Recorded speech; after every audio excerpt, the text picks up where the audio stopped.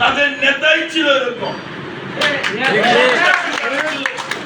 ডাকাত যারা ছিল, চোরটা যারা ছিল, এদেরকে বেশি লালন পালন করেছে, এদেরকে বেশি গুরুত্ব দেয় লোকটা।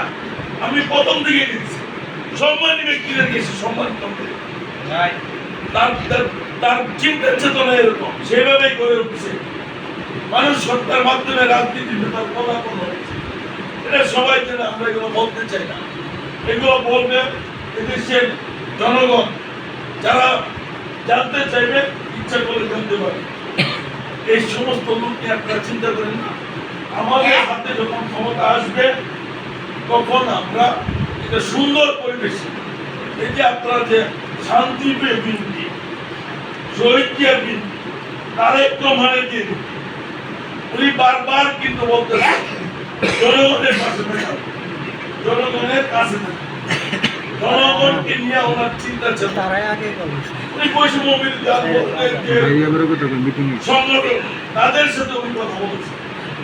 উনি একটি অন্যরকম সরকার গঠন করতে চান 5 বছর, যাতে সারা পৃথিবীতে একটা দৃষ্টান্ত স্থাপন করতে পারে।